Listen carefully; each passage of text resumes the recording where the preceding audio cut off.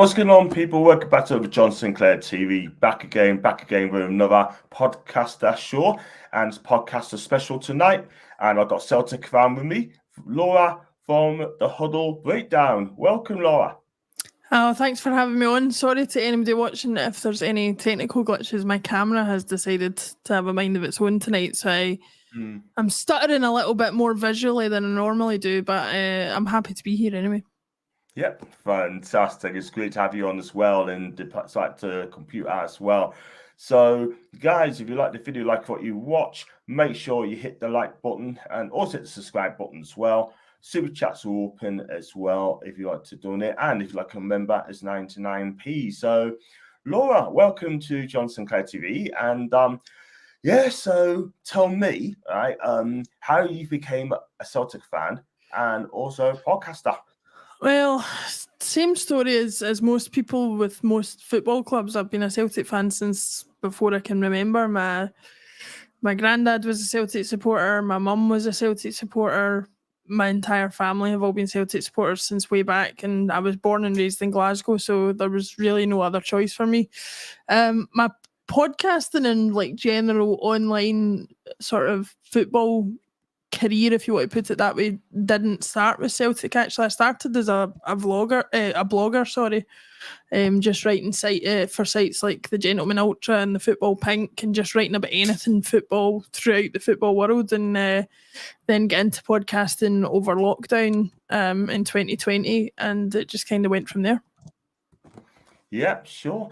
I mean, like, in the day sort of thing, you're doing well for your channel. You love talking about Celtic Football Club, and that's your second team as well. And I mean, it must be hard work. I mean, was it a daunting task when you first started podcasting? It was, in a way. Like, I'm as most podcasters are, I think I'm not like afraid to share my opinion, but the first platform I was ever a podcaster on was I had done a few things for a site called the World Football Index, and then I got contacted by a friend of mine, Paul John Dykes, who works on a Celtic State of Mind, which is probably the biggest Celtic fan media site there is.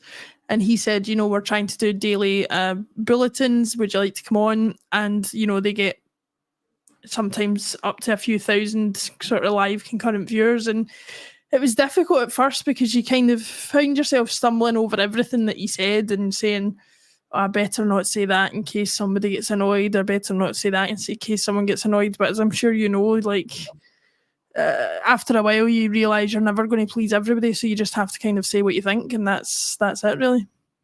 Yeah, I get that as well, because as a YouTuber and a vlogger as well, I do like MatchDay vlogs, and some of our fan base, which I won't say too much, they just don't like YouTubers, especially our fan base. I mean, look, at the end of the day, you got to have thick skin for what you're doing, and you just can't let them win. You just got to move it along, you know what I mean? So if they have a go at you, if they give you grief, then I just ignore them, man.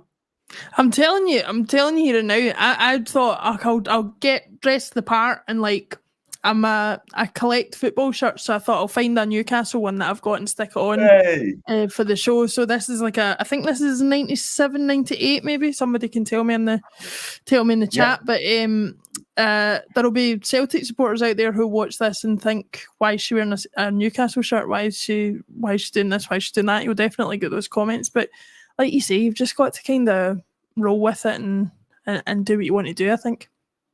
Yeah, facts, absolutely. I've got a Celtic top as well from 2015-16 season, the Ronnie Dias season as well. Yeah.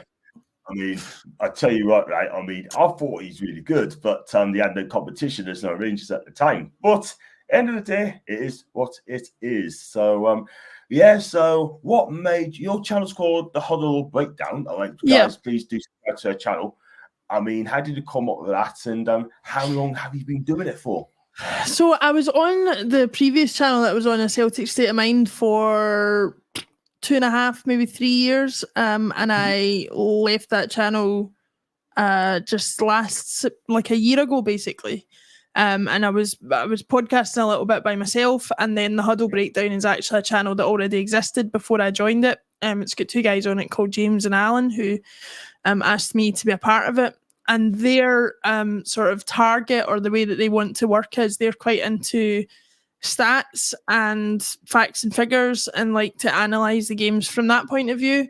I'm very much not into that, and so they thought it would be quite a fresh approach to have somebody like me on, where they could share the facts and figures and stats that they have sort of researched or put together from the Celtic games, and I could kind of put my thoughts across as somebody who doesn't do that, who kind of just watches the games, and we could kind of make discussions out of that. So I joined them this summer, and I've been hosting with them every Tuesday since the season started, and I'm really enjoying it so far.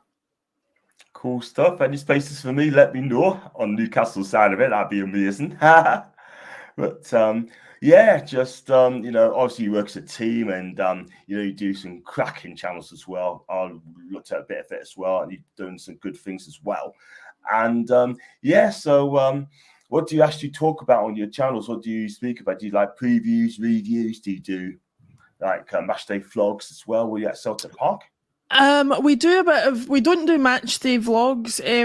Alan is based down in England, and James is actually American, so they don't get to go to as many of the games as I do. But we do sort of match previews and match reviews after the matches, and then once a week as well, they'll take something that they've been researching about a specific player, or about a specific issue with the tactics in the team, or a way in which they think we could improve, and we'll talk about that in depth. And we've also got a Thursday show that's hosted by Martin, who's another host on the channel, and they go into a little bit more depth in there. So it's a really, really fun sort of way to do the podcasting, because I think there's an awful lot of Celtic podcasts out there, and there's loads of fantastic ones, but they're very kind of surface level in terms of what they talk about and what they discuss, which for a lot of people is exactly what you're looking for. You're just looking for an overview.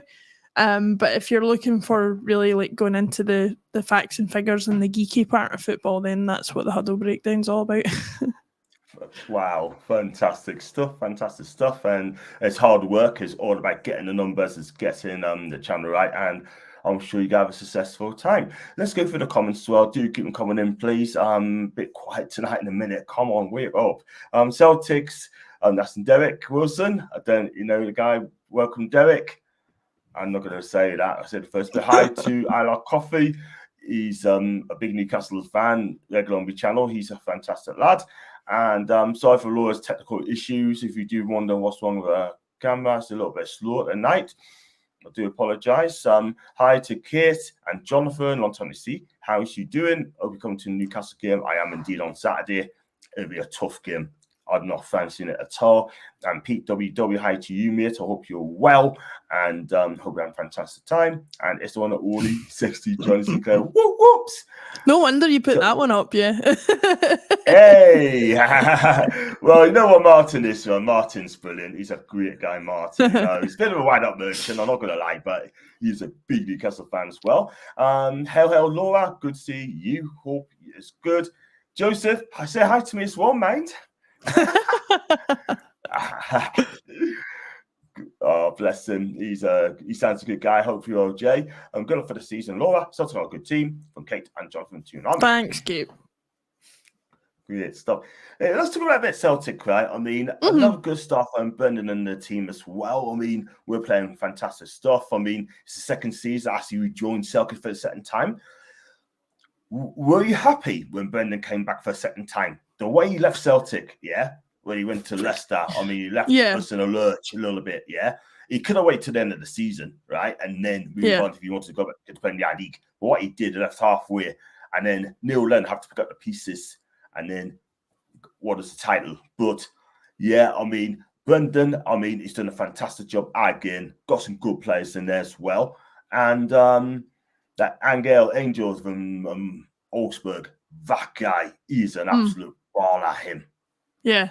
I mean, to answer the first question, I mean, when Rodgers, when he left the first time, most Celtic supporters would have been happy if he'd never darkened the door of Celtic Park again. Not that people weren't aware that he would want to take a Premier League job. I think every Celtic supporter knows that is something that he always wanted to go back and do. It was the fact that at the time we were on the verge of potentially beating Rangers to 10 in a row, or even if he had just stayed until the end of the season and got us that title, the 9th title, it would have been a much nicer way for him to leave, to just say, right, I'll see out the rest of the season and then I'll leave. And I think most Celtic supporters would have accepted that, but he kind of just left with no warning, having kind of suggested they wouldn't be leaving and saying the opposite of what he ended up going to do. So I think everybody was very angry about that. But when he came back, I wasn't particularly happy about it, but I also acknowledged that, he's about as good a manager as Celtic are likely to get in the modern day. And to have him back is, given the success he'd had with us before, you couldn't help but be excited about what he could do again. And we were all kind of heartbroken when Ange left, obviously. So just having a manager of that calibre coming back in, you ended up just having to put your feelings to the side and say, no, we've just got to support this guy, which everybody's doing now, I think. Yeah. You know what it is for Brendan, right? I mean, look, I think he loves Celtic. He loves Celtic, and I'm sure he's a Celtic fan, right? And he must have regret leaving the first time. And you know what? The thing is, right, he never had it so good. And the thing is, he plays some fantastic stuff, right? Got us in Champions League, which is fantastic. I think Celtics have a much better season in Champions League, and we'll comment on one later on. But comes back in, does the business, and win the SPL titles again. And you know what? I think he's done a magnificent job again. Yeah, I think he has, and I think he's potentially. I might be sort of speaking on his behalf or making something up here, but I think he maybe is acting a little bit more like he's had a couple of goes at the Premier League now. He kind of knows how that usually ends, and he's maybe thinking, if I can really make a legacy for myself at Celtic, if I can really take that team on and maybe make a mark in Europe or something, that's going to be a bigger achievement than anything I could achieve in the Premier League. Because I think he knows he's not likely to get, a Man United job or an Arsenal job or anything like that nowadays. He kind of had his shot at that with Liverpool. And because of the way things ended with Leicester, his stock in England's probably quite low. So I think he knows that the biggest opportunity he's going to have to do anything major is going to be with Celtic. But I have to say to any Newcastle fans watching, thank you very much on behalf of Celtic, because they might not remember, but Eddie Howe was actually in Glasgow about to sign as Celtic manager. And to be honest, as Celtic supporters, we were delighted with that. But the fact that he never did and he ended up going to Newcastle, if he hadn't done that, we wouldn't have discovered Ange Postecoglou. So, it's all about those sliding doors moments in football, as they say. Yeah, absolutely. I was going to touch on it as well, because I heard that, he wanted to bring his backroom staff in with him, and he was told, no, he cannot do that. I don't know if that's true or not, but I think that could be a part of it. And Eddie just said, thanks, but no thanks. It's a shame, because I think Eddie would have done fantastic stuff for you as well. But end up getting Ange Postecoglou, and I'll tell you what, in his 2 seasons there, I was a bit surprised when Spurs came in for him, because he's sort of like 5th or 6th choice, yeah? And they wanted Nagelsmann from Bayern Munich at the time, got sacked at the time, but 5th, 6th in line. I tell you what, goes over to Tottenham. It was a massive gamble. I knew he'd do it. However, he's doing well for Tottenham.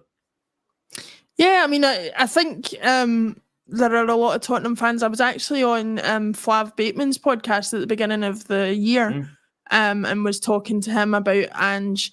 And there is frustration there, because I think they see Ange as, the same frustrations that Celtic supporters had with him, which was when it's not really working, he still doesn't change his style. He'll keep to the style that he wants to keep to, and he'll keep doing what he wants to do regardless of what anybody says.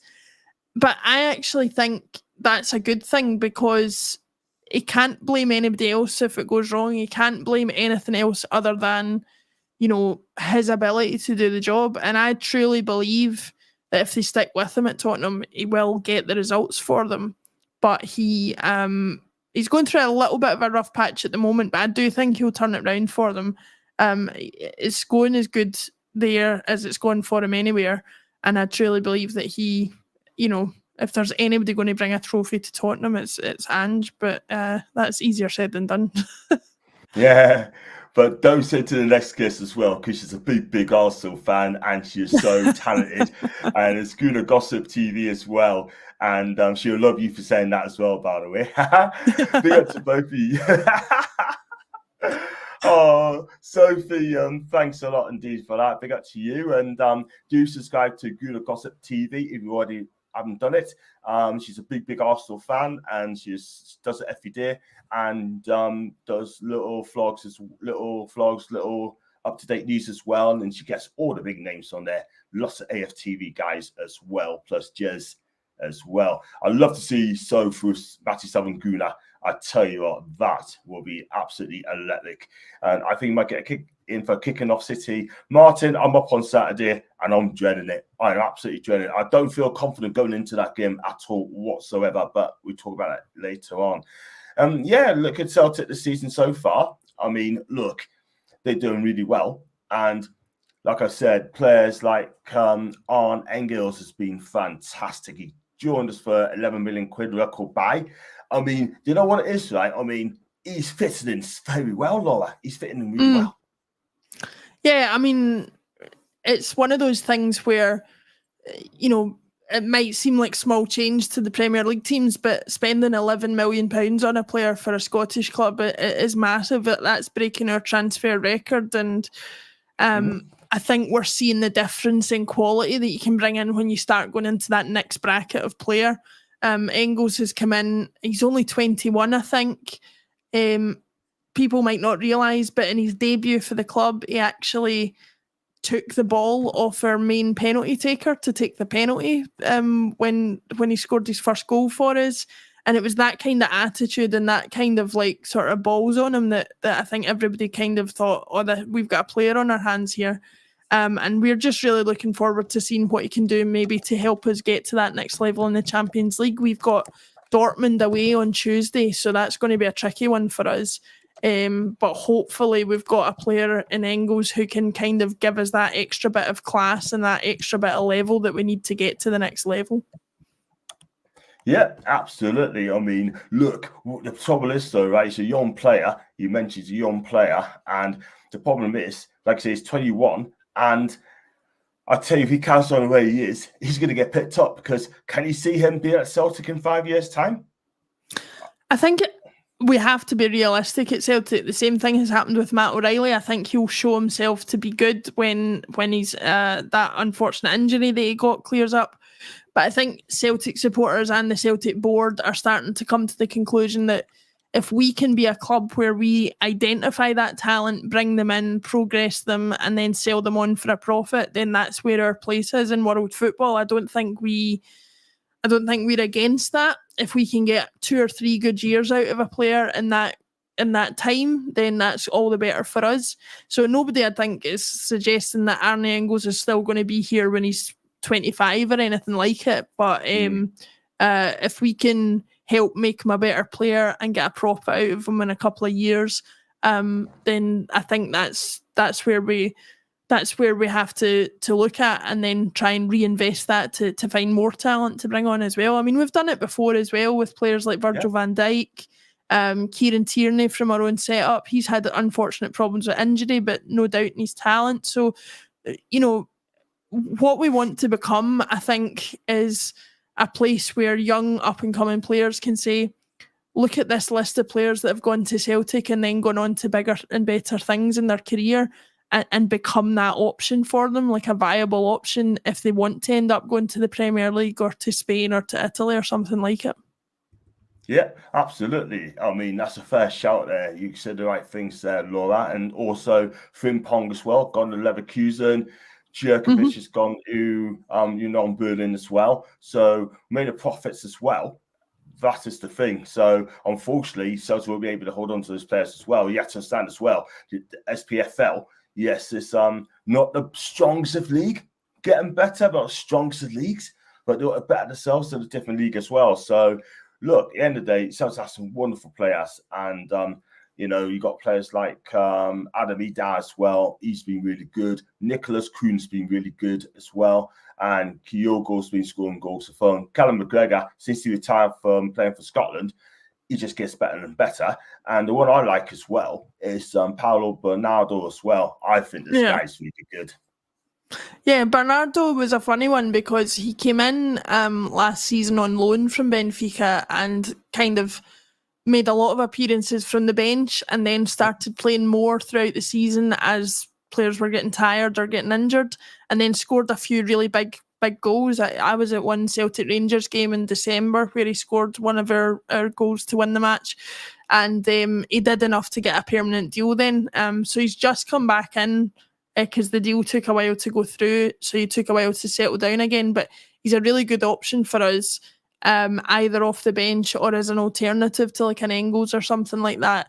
Just a very technically gifted player and very good on the ball, which we always need in the midfield, I think.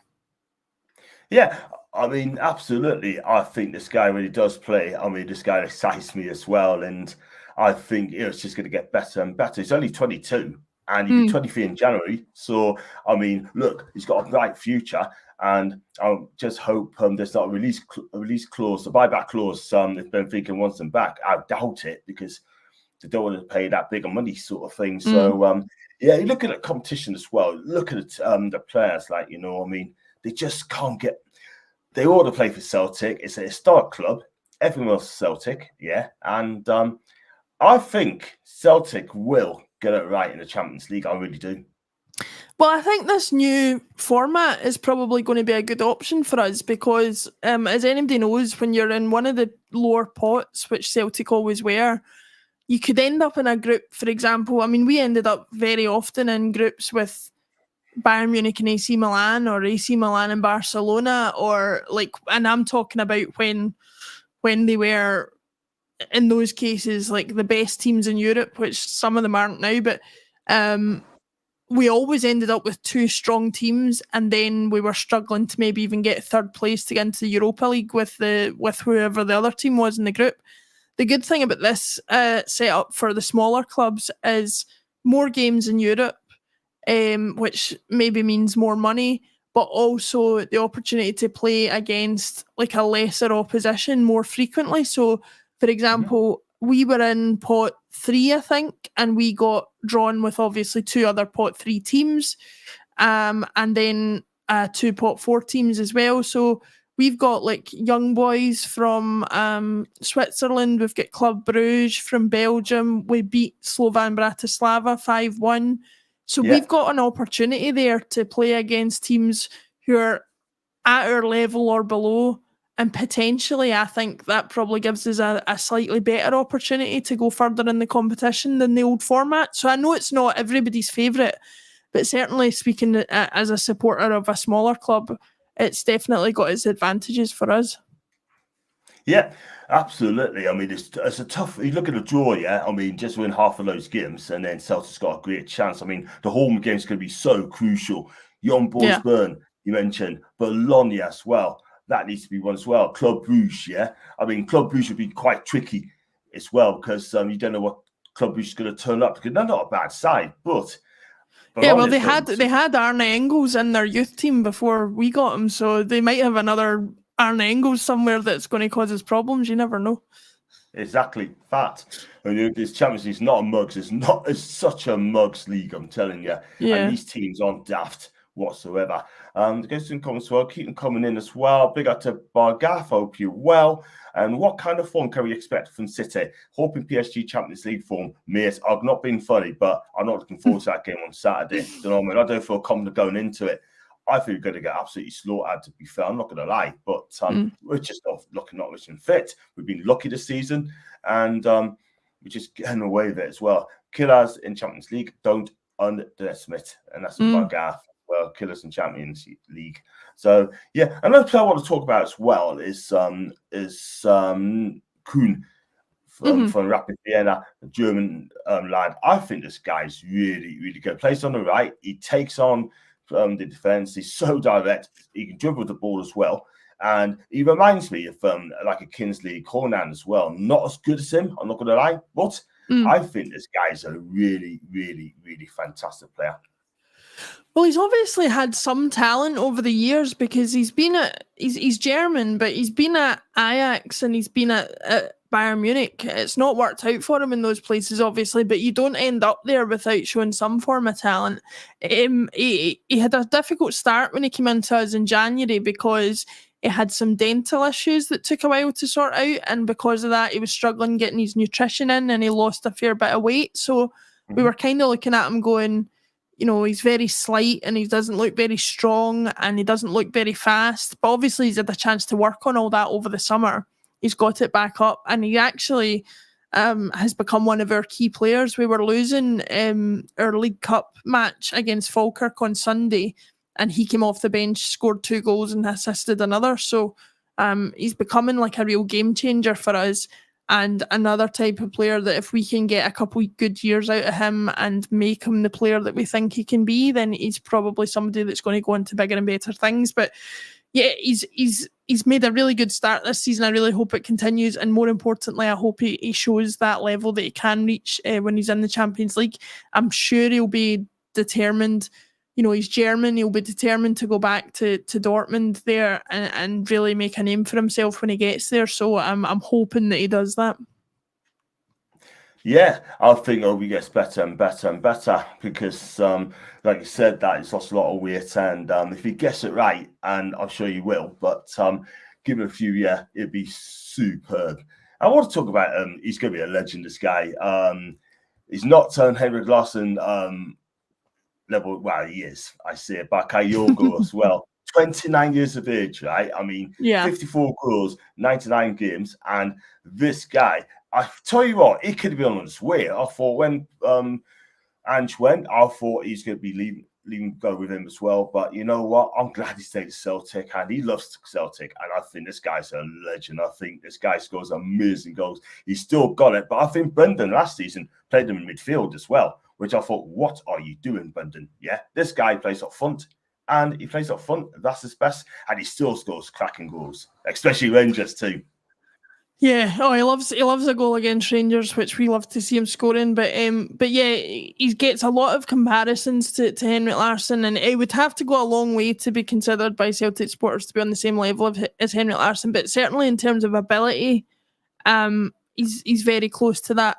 I think had he come to us a few years earlier, he might have got a big move away. But I think being 29, he's probably perhaps missed that boat. There was strange links linking him to Man City in the summer. I don't know how true those were, but they kind of disappeared as quickly as they came. But he is a fantastic player. I mean, you don't get somebody like Andres Iniesta praising your play unless you're a good player, and they played together at Vissel Kobe in Japan. So Kyogo is... I'm trying to, for guys and girls watching this stream who've maybe not seen a lot of him, I'm trying to think of somebody that he's like, and I can't really put my finger on it. Somebody who's been in the EPL over the years, but he's very small, he's very direct with his play. He makes fantastic runs off the shoulder of the last defender, and he's a fantastic finisher as well. So yeah, anybody who gets a chance to watch him, then definitely do that. But I would say in terms of a big move down south or to somewhere else in Europe, if he doesn't get it in January or next summer, it's probably going to be a bit too late for him. But I hope it doesn't happen because it means we get to keep him a little bit longer.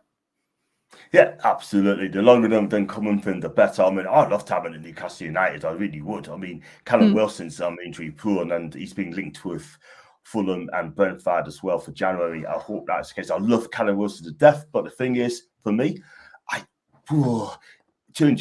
think he needs to be moved on, to be fair, and take Kyogo to Newcastle. That'd be amazing. But I've got another question for you, actually, just in relation to that. Did you know that apparently Celtic had David Ginola at Celtic Park trying to sign him before he signed for Newcastle? That is, I'm pretty sure that's a fact. Somebody can fact check me on that.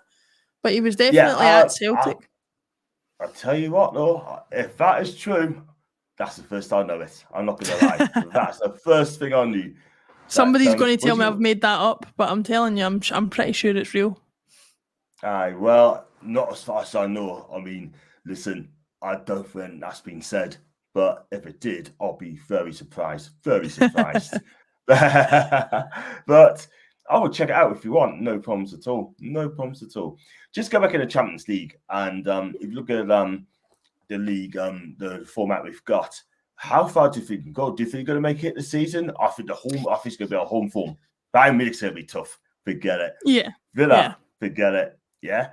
Borussia Dortmund. Is it Borussia? We've got Borussia Dortmund as well, haven't we? Borussia Dortmund, yeah. I think if we're I think if we get to for anybody that doesn't know, the structure of it this season is there's 36 teams, the top 8. So it's a full league table. The top 8 go straight through. The number 9 to 24, I think it is, then play each other in a playoff, and everybody from 25 down goes out. So I think if we get into the top 24 and get to that playoff game, I think we'd be doing well. And then it's just a one-off game, and you never know what could happen then. But I think that would be our aim, is just to get into the top 24 and potentially get to that playoff. We'll end up playing somebody very, very good, because I think that draw is then seeded, so we'll get somebody from the top half of that that 24. So, but if we can get that, because we've got a few tricky away games and stuff like that, and our form in Europe away from home isn't great. But I think if we can we've got 3 points already. I think if we can get between 9 and 12 points from the 8 games, then I think we'd be doing well, and that would be enough to get us into that playoff round. Yeah, I totally agree. I mean, I hope we do it. Like, do you know what I mean? It's just a shame Newcastle's not there this season. But we go what Bargaff's been seeing. Young boys on the day can do something. Yeah, that's true. True. It's going to go up and down with the points, and Bargaff reckons it's going to be 10 points. Gets in the next group. He reckons 10 points be enough. Yeah. Can I just say as well, though, just to all the Newcastle fans watching, I watched the PSG game last season when you guys were in the Champions League, and it took me back to my childhood. It took me back to, I remember watching Newcastle playing Barcelona in the Champions League the first time round with Tino Asprilla and that whole team, and it was just very nostalgic. Even as somebody who's never had a particular tie to Newcastle United, I think if you were a child growing up in the 80s and 90s, then one of the teams that you always mention is Kevin Keegan's team, and so memories of that all came flooding back for people of a certain age watching Newcastle against PSG last season, and the atmosphere that was created at St James's Park. I think that was one of the main reasons they did so well in the game, because I think the PSG players were spooked. Yeah, I agree. I mean, I was there, and I'll tell you what, it just brought us memories as well. One of the best memories ever being a Newcastle fan. 4-1. Can you believe that? Yeah, crazy. I mean, I was at the Celtic match when we beat Barcelona 2-1 in 2012. They still had Messi, still had Iniesta, still had Xavi. Best team in the world still at that point. I think they had won the Champions League in 2011 maybe. And it's the same. I think it's the same in St James's Park as it is at Celtic Park. The atmosphere can really make a difference and can really sort of spook some of the bigger players who just don't expect it. Yeah, exactly. I mean, the thing is, right, I mean, those days, you can't beat a night at Celtic Park. I mean, a night game. It's just so memories on a night time. Could you believe that? I mean, special, absolutely special. And I'd love to be. I've been at Celtic back in 2015 against Salzburg and lost 3-1. But I tell you what, I mean, Salzburg were really, really, really good that night. It could have been 6 or 7s, yeah. I mean, and also Paul finishing as well as Costum. But you know what? I was there. I loved it. And it is what it is. But it can't be a nicer Celtic Park. And sadly, I don't think Arsenal's getting that discombobulated by PSG. That Newcastle Champions League last year deserves respect. Berggaff, huge respect. Thank you very much indeed for that. And if Tonali didn't happen, would have been one of the better teams indeed. And talking about Newcastle, I don't know if you've been watching Newcastle this season. I mean, if you have been watching Newcastle, have you been impressed with them this season? I think they're doing well. I think they're doing better than they were at the tail end of last season. I really feel bad for you guys in terms of, you know, it must be frustrating seeing Chelsea and seeing Man City being allowed to do what they've been allowed to do with money and things like that. You know, to know that you've got all this wealth that you should be able to tap into, and because of the way that the Premier League's been about it, you're not being able to. So, but I mean, you've still got some fantastic players. I love Isak. I love Bruno Guimaraes. I love. It's weird. I really love Dan Burn. I know not everybody says that. I think he's fantastic. I think he's so, like, it's so important to have that core of local players as well. No matter how big you guys get or how far you go.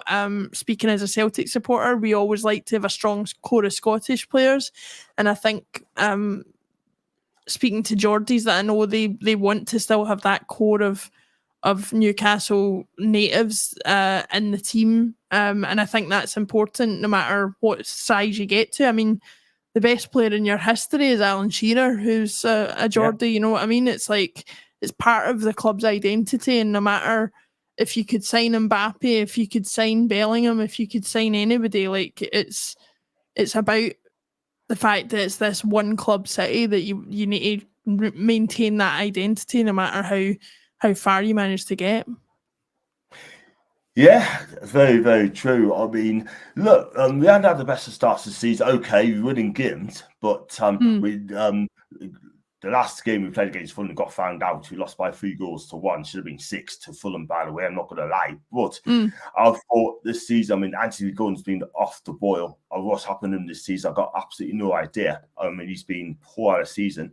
He's not the only one. I mean, do you think he wants away? The rumours have it, yeah, but Liverpool wants him, yeah. But today, according to our local journalist, Craig Hope, yeah, I'm not a big fan of Craig Hope, to be fair, because he's kind of negative.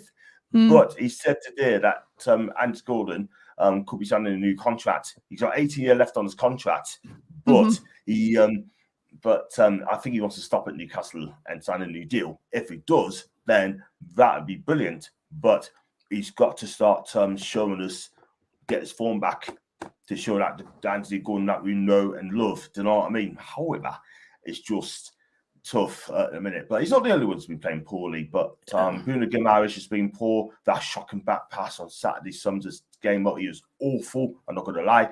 Joe Linton been a bit of a letdown this season for me. Who else has been let down? Isak only scored 1 goal of the season. I'm a big fan of him as well. But he hasn't quite done it this season. The one player who's been impressive this season is Harvey Barnes. I mean, every time he goes on, he seems to be scoring goals. He scored against Saturday. He scored against Wolves, a winning goal. He scored against Spurs as well. And he scored, 3 goals this season? And big up to Harvey Barnes. I mean, he's been really good. But, I've won him in the team. I won him from the start. Harvey on the right, Gordon on the left. Isak up front. And then that's all front 3 sorted, because Eddie Howe ain't going to change his formation. He loves his 4-3-3 too much. Yeah. What's the general thought amongst Newcastle fans about Eddie Howe? I mean, speaking as an outsider, I see lots of rumours about, you know, maybe the owners don't want him anymore, or maybe the links to the England job are distracting him, or, you know, do the Newcastle fans feel like that's the case? The thing is, right, with Eddie Howe, I mean, what he's done since he's come in, he saved us a relegation, got us in Champions League the following season, got us 7th, despite the horrendous injuries we've had. Yeah, if we didn't have all those injuries, it would have been interesting to see where we end up finishing. It could have been 5th, could have been 6th.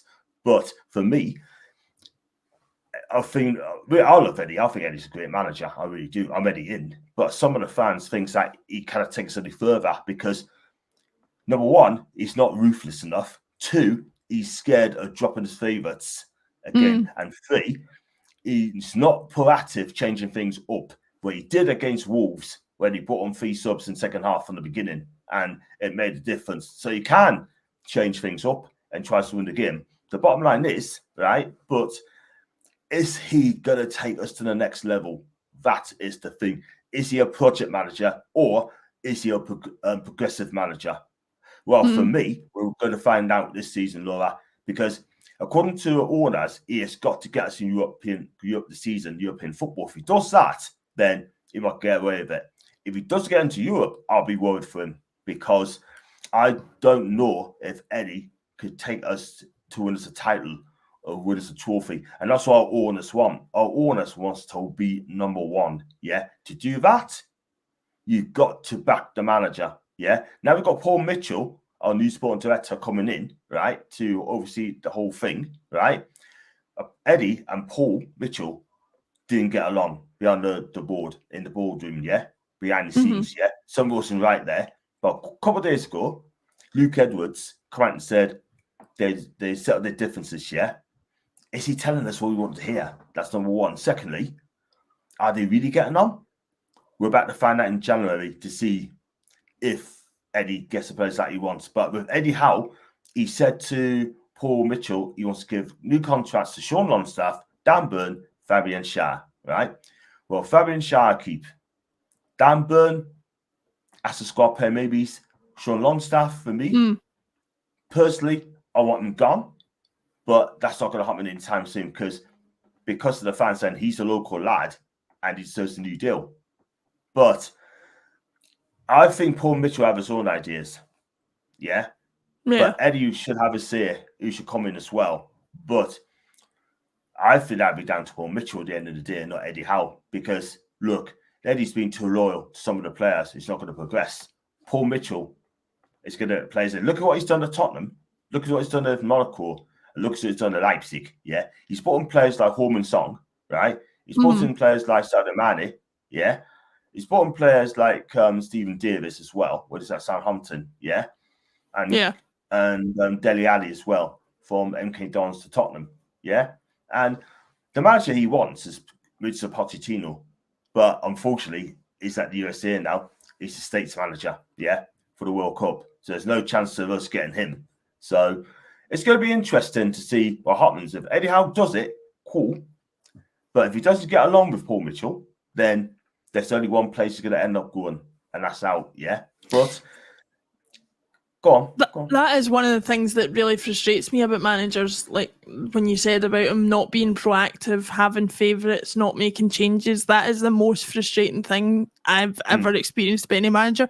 Not a lot of people would remember this, but actually one of the ones who was a bit like that, as successful as he was for us, was Martin O'Neill. He definitely had favourites and he definitely liked a certain type of system and he didn't like to make a lot of substitutions. It's really refreshing to have somebody like Brendan Rodgers who's quite ruthless, and if you're not performing, you're out the team.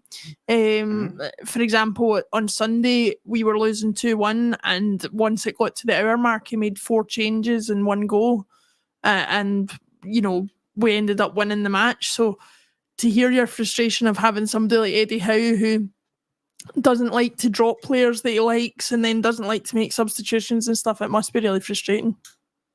Yeah, absolutely. Because the fact of the matter is, I want to win games, I want to win football matches, yeah, and he's got to be proactive, yeah. But if you look at the subs bench we got a striker called William Osula, yeah. He's only 20, and he came on against Fulham, right, back 83 minutes, yeah, and he just couldn't. I just think he was out of his, I wouldn't say out of his depth in the way, he just wasn't ready, to be fair. This guy has scored 0 goals, right? Was that Sheffield United? 0 goals, yet we paid 15 million for this guy, yeah? And that's an Eddie signing, no doubt about it. Now, if Paul Mitchell was there, Osula would not be there. He would not be there at all, to be fair. However, right, one thing I will say, right, Paul Mitchell will get young up-and-coming players to play for Newcastle United, yeah. I think he turned our club into Leipzig or Monaco or Tottenham, yeah.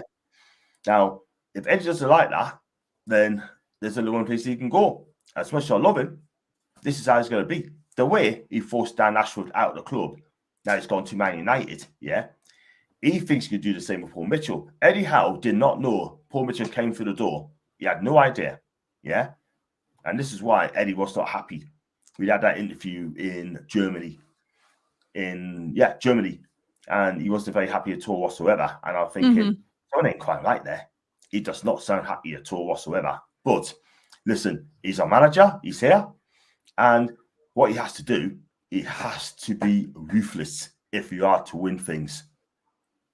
Do you think he maybe is seeing the writing on the wall that the owners are getting people in over his head and making decisions without involving him, that he's maybe thinking, no, I've not really got long here before they give me the off and get who they want in? Well, I heard rumours as well that James Bunce, the sporting fitness director, has told him, now I don't know how true it is, he's told Eddie, don't tell the players to don't press too much. And I've noticed that on the pitch a lot this season. There's no pressing, there's no get up and go, there's just no movement as well. I've noticed that, Laura, and that did not look good. The players, right, loves to press. They love to get players' faces, score goals, be exciting. We've not seen that this season, yeah? It's been slow, passing the ball backwards and sideways, for the 5 games I've watched. Yeah? Mm-hmm. It's okay with you winning, but not when you go behind, and that's exactly what you've done. But now, all I'm saying is, if James Bunce told Eddie Howe that, there's a problem. Because you don't tell the manager what to do. You let the manager manage and let the boardroom do their stuff in the boardroom. Yeah? Mm-hmm. Eddie Howe's our manager. But when I saw his interview last, when he got beat off Fulham, when he talked, he looked on the floor speaking as well. That's unlike Eddie Howe. I've never seen Eddie Howe like that, Laura. Yeah? When you look down, talking, there's something wrong. And it ain't good. Yeah. I think at the end of the day, it's going to be a results-based business. Obviously, if he continues to get the results, then he's probably going to stay in the job. But like you say, there seems to be lots of external stuff going on off the pitch that is just distracting his ability to do what he needs to do. And he probably, like you were saying about that young striker that he's signed from Sheffield United, if that doesn't work out and it was proved to be a totally Eddie signing, like you say, the owners are going to look at that and think, well, can we trust his judgment if we give him more money? Maybe we can't, and maybe we shouldn't do that. Maybe we should get somebody higher caliber in. The other thing I was going to say to you was, if the target is Europe, I wonder if the owners just never factored in the fact that Aston Villa were going to become such a force, because they seem to kind of come out of nowhere since they signed Emery. And, everybody was talking about obviously trying to crack into the top 6, but never imagined that Aston Villa might be one of the other teams they have to consider that they need to get past. Yeah, I mean, Unai Emery's done a fantastic job at Villa. He really has. Bought some great players as well at the football club as well. And we did a double over them. And he still got the Champions League last season, yeah? I mean, if you play the way Unai plays football, yeah, if you fit into the system, you not get far wrong. We were after Unai Emery as well, when he was at Villarreal, yeah? It was Unai or Eddie, yeah? Mm-hmm. They spoke to Unai, but Unai Emery didn't want to come to Newcastle because the way he reacted did not impress him one bit, yeah? Yeah. Okay, we walked away from him. We got Eddie Howe instead. At that time, I thought it was a good decision. Do you know what I mean? I like Unai Emery. I've always said he's got unfinished business in the Premier League, whoever he joins next. And Villa is the one that got him. And look what he's done to them. Playing some good football, not losing much games, scoring goals, made Ollie Watkins a quality player, yeah. John Duran, a quality player as well. And also that Rodgers as well. He looks fantastic, not going to lie. And John McGinn should have joined Celtic. Went to Villa instead because Celtic wouldn't pay the money for him, and he went to Villa for £3 million. So Brendan Rodgers wanted him. So listen, I think we haggled over £250,000 or something. We wanted to pay 2.5, and I think Hibs wanted 2.75 from us, and then Aston Villa came in and said, "We'll give you 3," and that was it. So that, for anybody watching who doesn't pay attention to the Scottish League, that's the kind of levels of money we're talking about in the Scottish League. That's why 11 million for Arne Engels is such a big deal.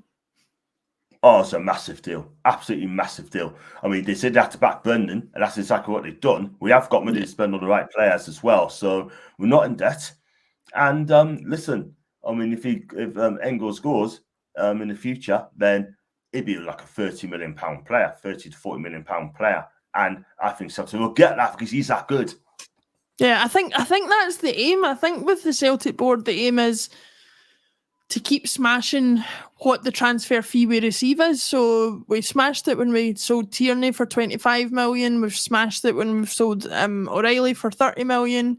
We're just trying to smash it every time with every player. And if we keep doing that and we eventually sell like a £50 million player, that'd be amazing. So it's not a bad aim to have, I don't think.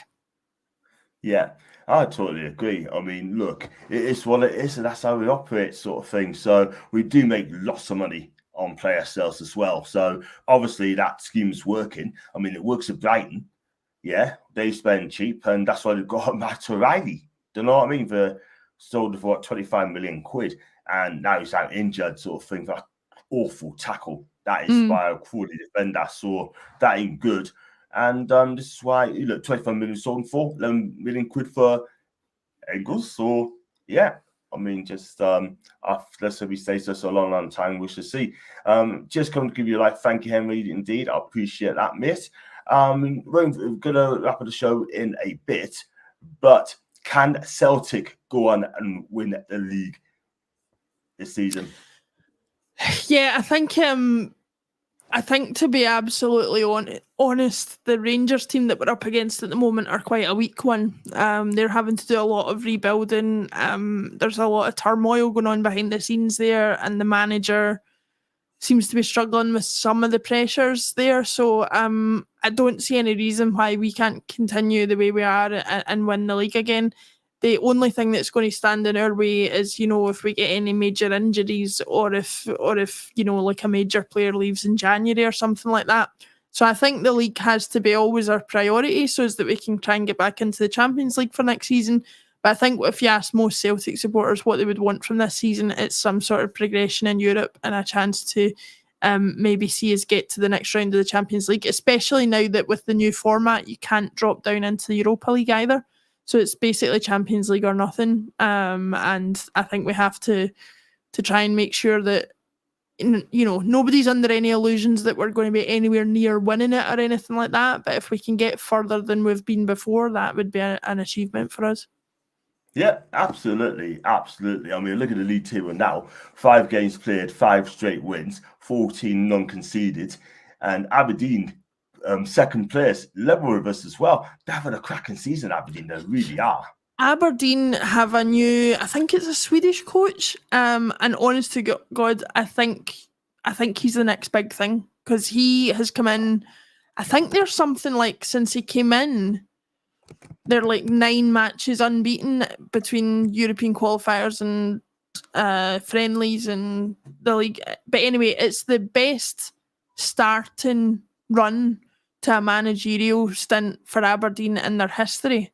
And given they've had Alex Ferguson before, given they've won European trophies before, given they were such a massive force in the 70s and 80s, it's no mean feat to say that about a club the size of Aberdeen. So, yeah, definitely keep an eye on Aberdeen if you're watching any Scottish football this season, because I think they're possibly going to put up as much of a challenge to us as Rangers this season. Absolutely. His name is Jimmy Taylin.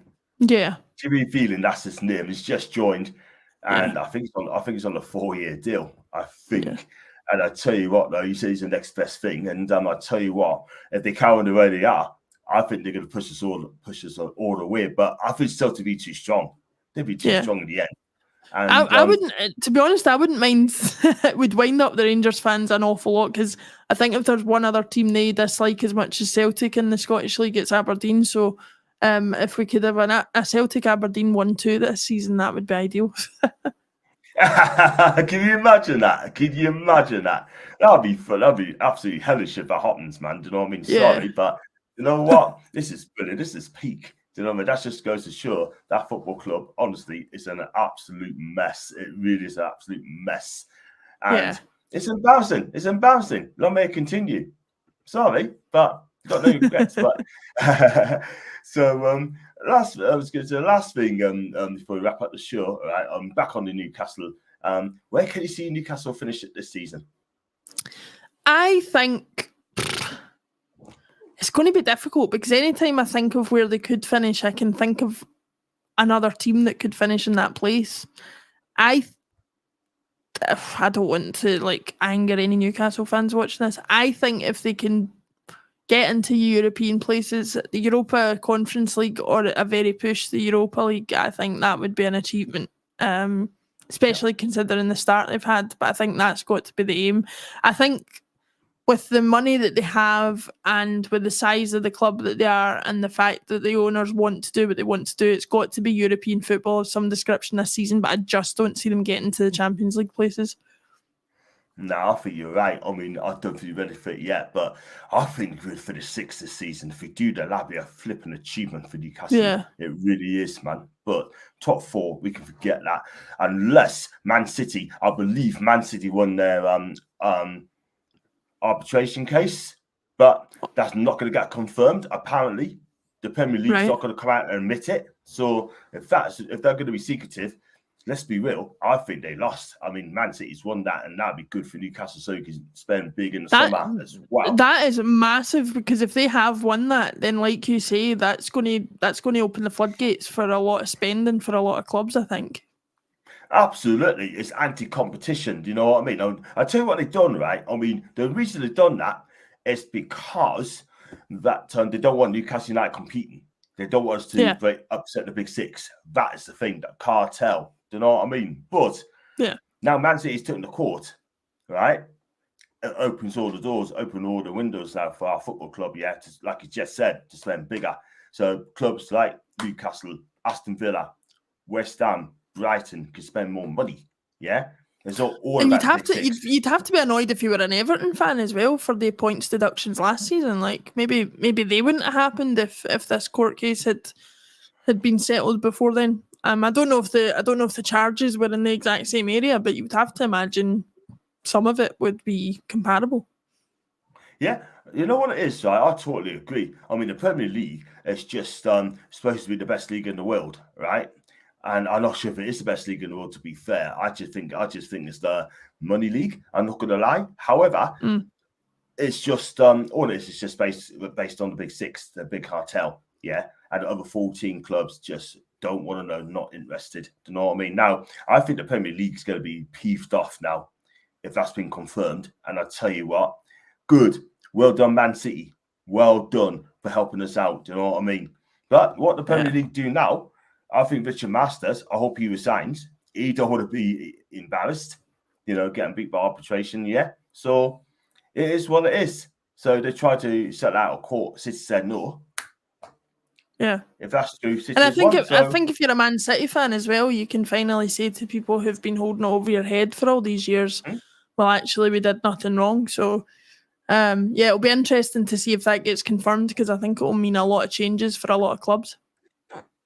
100%. And you know what? Come January, or when they announce it sooner, we can start spending, which is absolutely brilliant. I mean, people are not going to like it, but we're going to do it. We're going to give it a go.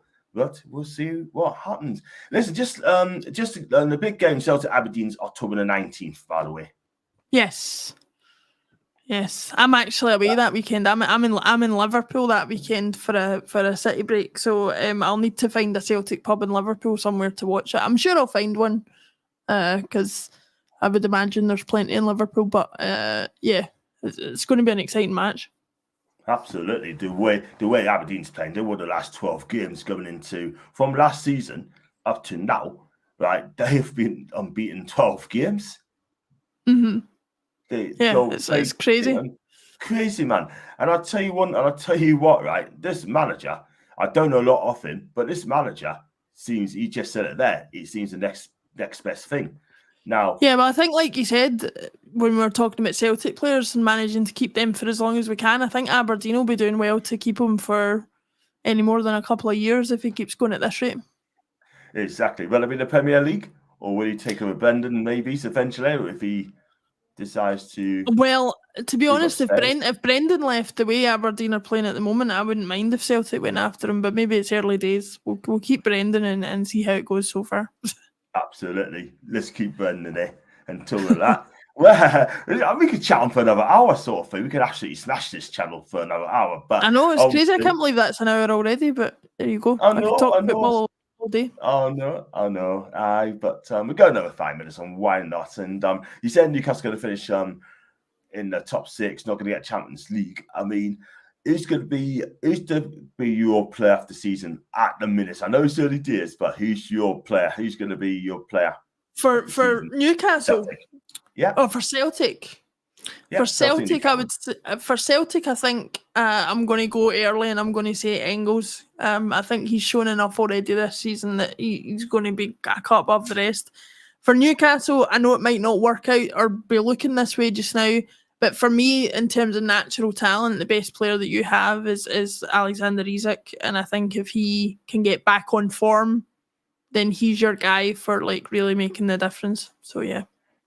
Yeah, 100%. But I mean, for me, I've got to say Anthony Gordon when he fixes up. For me, when he does fix up, I know it's early days, but I'm sure that he gets his form back. If he gets his form back, then I'll go to Anthony Gordon. For Celtic, I've got to agree with you. I mean, Engels as well. I think this guy is just so talented, so exciting to watch. And I have this guy at Newcastle. I mean, to leave the Bundesliga to come to the SPL, I mean, you know, the Bundesliga is a bigger league than the SPFL, and him to make that step, I think that's a brave move for the lad. Do you know what I mean? Because the Bundesliga is tough and it's a fantastic league.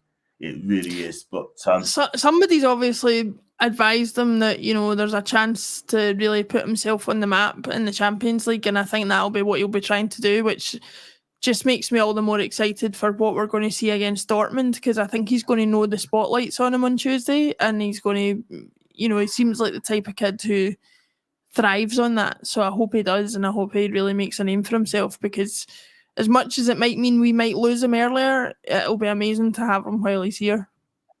Yeah, I totally agree. I think he could do bits there as well. He's going to make a difference there. But I think Dortmund's difficult place to win at home. They haven't got Edin Terzic anymore. They've got someone else as the manager there now, unfortunately. So I can't remember the name. He's a Turkish lad.